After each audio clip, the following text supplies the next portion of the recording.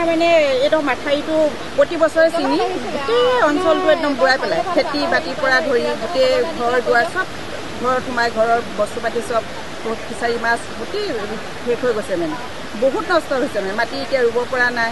মাটি কঠীয়া পাৰিছিলোঁ তাকো ধ্বংস হ'ল সেইকাৰণে মাথাৰিটো মানে আমাক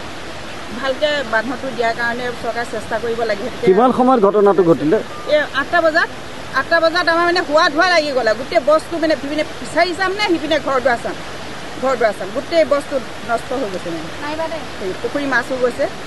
8টা বজাত এই ৰাতিপুৱা কিমান গাঁও এতিয়া গাঁও কমেও 4-5খন গাঁও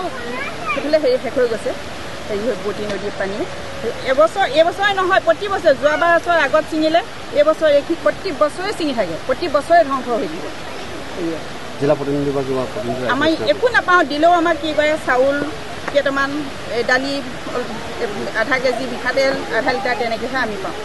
আমাক সেইবোৰ নালাগে আমাক ৰাস্তাটো বনাই দিব লাগে মুঠতে ৰাস্তাটো যাতে আৰু পিছলৈ পানী নহয় সেইকাৰণে আমাৰ ব্যৱস্থা কৰি দিব লাগে আপোনাক কোৱা হৈছিলে আগতে ধৰক আপোনাৰ ৰাস্তাটো আমাৰ মাথাৰি বুলি কোৱা হৈছিলে কিন্তু আমাৰ এতিয়া মাথাৰি হৈ থকা নাই কাৰণ কোনো জেগা কোনো বাটেই এতিয়া মাথাৰি হৈ থকা নাই আমাৰ মাথাৰি বুলি আপোনাৰ এইটো ৰাস্তা মানে নবনায় তেওঁলোকে কোনো গাতেই নলয় কিন্তু আমাৰ এই গাঁওখন ইমানেই মানে আপোনাৰ মানে আমি দুখ অনুভৱ কৰিব লগা হৈছে কষ্ট অনুভৱ কৰিব লাগে প্ৰত্যেক বছৰে আমাৰ তেনেকুৱা হৈ থাকে প্ৰত্যেকবাৰ আগলৈ নহয় পাছলৈ ভাঙিব পাছলৈ নহ'লে আগলৈ কোনোবা এডোখৰত ভাঙিব মানে এজাক বৰষুণ দিলে আপোনাৰ ভাঙে এতিয়া আমাৰ আপোনাৰ 50-60 হাজাৰ টকা বা 1 লাখ 2 লাখ টকা দি পেলাই ৰাস্তাটো আপোনাৰ এনেই দেখুৱাই লৈ পেলাই বালিখিনি দিব নদী পাই বালিখিনি দিব নদী পাই দি লৈ পেলাই আপোনাৰ মানে হেৰি কৰি পেলাই থৈ গুচি যাব প্ৰত্যেকবাৰ আমাৰ তেনেকুৱাই হৈ আছে অসুবিধাটো মানে কালিপতো আৰু অসুবিধা হ'ব স্কুলটো যাব নোৱাৰে সেইফালৰ মানুহ এইফালে যাব নোৱাৰেই বাইক চাইক যিমান আছে তাত ফচি হ'বই মানে কোনোফালে ওলাই যাবলৈ জেগা নাই প্ৰতি বছৰে ভাঙে নেকি প্ৰত্যেক বছৰে ক'ৰবাত নহয় ক'ৰবাততো হৈছেই এতিয়া ওপৰত আছে 3 জেগাত হৈছে এনেকুৱা ঘটনা কিন্তু পৰা নাই ভাঙিবলৈ ইয়াতেহে পাৰিলে ইয়াত কিন্তু নভঙা জেগাটো ভাঙিছে ভাঙিব জেগাটো নাই ভঙা জেগাখন কি কয় জেগাই এইখিনিত মানে 3 জেগাত আছে এইটো কি জেগা বুলি কয় সোণাপুৰ হয় এইটো কৃষি বান্ধ আচলতে ন কৃষি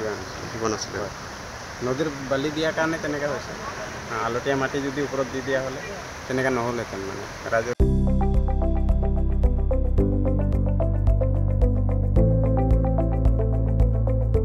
NB নিউজ সহজ সৰল ভাষাত নৱভাৰতৰ কথা।